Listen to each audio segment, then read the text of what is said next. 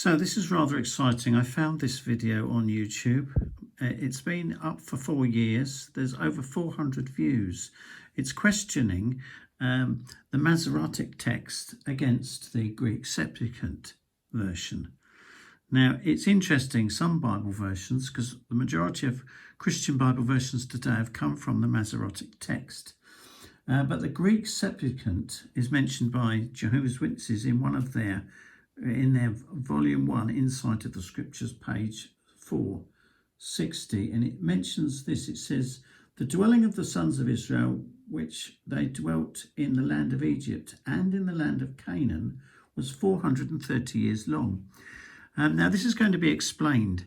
So Jehovah's Witnesses have made some corrections and they've referred to the Greek Septuagint and made the corrections. But this is really interesting to watch this. So there's going to be some excerpts, and then at the end of this video, you can watch the whole thing. It's referenced, but the whole thing lasts 30 minutes, but this doesn't. According to the Greek Septuagint, it's not. What do I mean by that? Well, let me explain.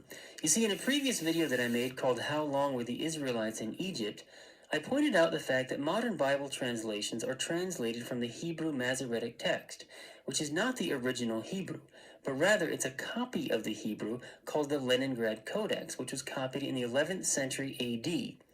But the Greek Septuagint was translated more than 1,000 years before that in 250 BC and would not have been translated from the Hebrew Masoretic, but rather it would have been translated from a different copy of the Hebrew, an older copy which is no longer around today. The Samaritan Pentateuch also predates the Masoretic text and would also have referenced an older copy of the Hebrew. The same is true of the writings of Flavius Josephus and of Paul the Apostle. And according to these four witnesses, the original Hebrew text said that the Israelites were in Egypt and Canaan for 430 years.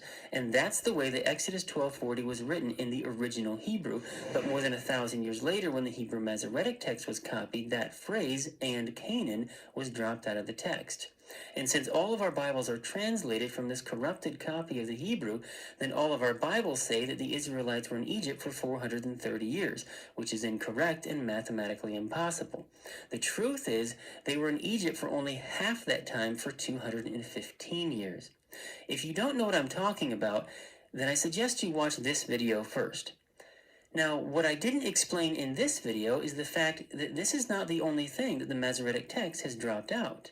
There are other things the Masoretic text has dropped out, causing major distortions in the biblical timeline, and these distortions make it seem like the pyramids were built before the flood. Let me explain. You see, in Genesis chapter 11, it gives a genealogy from Shem all the way down to Abram, and it says how old each person was when their son was born. So it says that Arphaxad was 35 when his son was born, and Shelah was 30 when his son was born. But in the Greek Septuagint, it says that Arphaxad was 135, and it says that Shelah was 130. The Greek Septuagint has an extra 100 years on those ages. In the 6 generations from Arphaxad down to Serug, the Hebrew Masoretic text says that they were in their 30s when their son was born. But the Greek Septuagint says that they were in their 130s. The Greek Septuagint has an extra 100 years on each one of those ages. But it's not just the Greek Septuagint. The Samaritan Pentateuch includes those extra 100 years, and so does Flavius Josephus. Now remember, the Bible says, by the mouth of 2 or 3 witnesses, every word shall be established.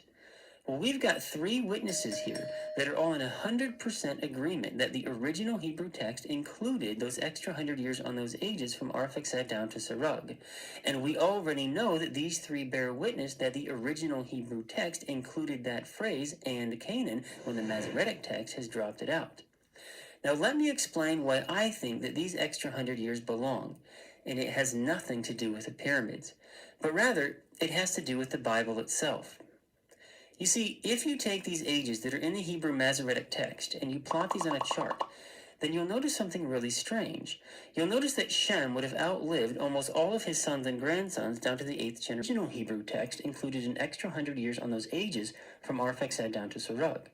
And when you put an extra 100 years back onto 6 generations, then that adds an extra 600 years of history.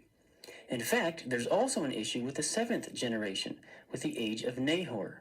The Hebrew Masoretic text says that Nahor was 29 years old when his son was born, but the Greek Septuagint says that he was 79. The Samaritan Pentateuch also agrees that he was 79, whereas Flavius Josephus never specifies. Well, that's at least two witnesses right there. So take 79 and subtract 29, and that's an extra 50 years of history, meaning that the original Hebrew text included an extra 650 years of history, which means that the flood would not have occurred about 2350 BC, but rather it would have occurred about 650 years before that, about submerged in the floodwaters. Because at the time when the flood occurred, the very first Egyptian pyramid would not be built until another 550 years into the future, not hundreds of years in the past. Well, that's all in the past. You mean... So 550 years is plenty of time for the world to repopulate, for the Tower of Babel event, and for nations to spread all over the earth. You see, atheists sometimes say that there was... Heber begat Joktan and Peleg. He was called Peleg because he was born at the dispersion of the nations to their several countries. For Peleg, among the Hebrews, signifies division.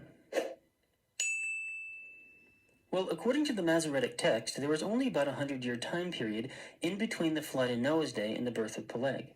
Apparently, atheists have done the math and have decided that 100 years was not enough time for the population to have grown from 8 people to a large enough number in order to build the Tower of Babel. After all, if the Great Pyramid of Khufu required 30,000 workers, well then surely the Great Tower of Babel would have required many more workers than that. But you simply cannot get that many workers in only 100 years. Even if you go with a very generous growth rate of 3.2%, which is the growth rate of some of the most fastest growing countries in our world today, and you start with the 8 people who came off the ark, then in 100 years you'd only end up with about 186 people. 186, that's it. That is simply not enough people to build a city with an enormous tower. I may not be an expert on population growth rates, but I'd say these atheists have a pretty valid argument. However, according to these 3 witnesses, the original Hebrew text included an extra 100 years on those ages from Arphaxad down to Serug.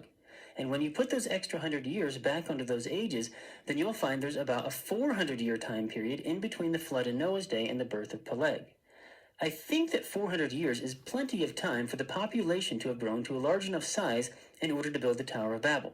After all, if you go with the exact same growth rate of 3.2% and you start with the 8 people who came off the ark, then in 400 years, you'd end up with about 2.3 million people. If the largest pyramid, why would they do that? Was it on purpose, or was it an accident? And if it was on purpose, then what was their motive? Well, I think that it was on purpose, and I think that their motive was to disprove what the book of Hebrews says about Jesus being the new high priest. You see, the book of Hebrews says that Jesus is the new high priest. Now, any Jewish person knows that in order to be a priest, you have to come from the tribe of Levi. But Jesus didn't come from Levi, he arose from the tribe of Judah, and priests don't come from the tribe of Judah. So, according to the law, Jesus cannot be the new high priest. But the book of Hebrews says that Jesus is the new high priest. Not according to the Levitical priesthood, but according to a different priesthood, according to a higher priesthood, according to the order that necessarily dropped out in the 11th century when the Leningrad Codex was copied. They might have been dropped out in an earlier copy of the Masoretic. In fact, they might have been dropped out in a copy of the Hebrew that dates all the way back to the days of Paul the Apostle. And if that's the case, then that might be why Paul warned Titus and Timothy not to get involved in foolish arguments and disputes about genealogies, nor to give heed to Jewish fables. Now, what is Paul talking about here? Why would the Jews want to argue with Christians about genealogies? Maybe it's because they distorted the genealogies in their attempt to disprove Christianity.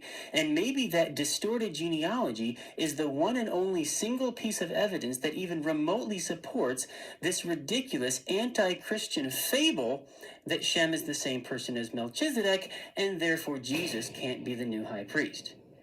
Maybe that's what Paul was talking about. So you see, not only do we have evidence that those years were dropped out, but now we know of a motive as to why they would want to drop them out. And that's why I suspect that this is not just some accidental copyist error, like when the Greek Septuagint includes an extra Canaan. No, I suspect that the Jewish scribes dropped out those years on purpose with the intent to deceive. No. So as you can see, it's really interesting, isn't it? So what I've discovered from this is that I'm left with some questions, to be honest with you. It says here, you see, the Jehovah's Witness Insight to the Scriptures, Volume 2, page 920 says this, mentions that some have claimed that Melchizedek is the same person as Shem, and then it says this, the Bible record does not say this. However, and the Apostle Paul shows that no available genealogical record or other virtual statistics or vital statistics were left remaining concerning Melchizedek, so that he is some apt type of Christ, Jesus, who is king, priest perpetually. So Jehovah's Witnesses have acknowledged those facts, but they haven't applied the 100-year additional rule to the figures.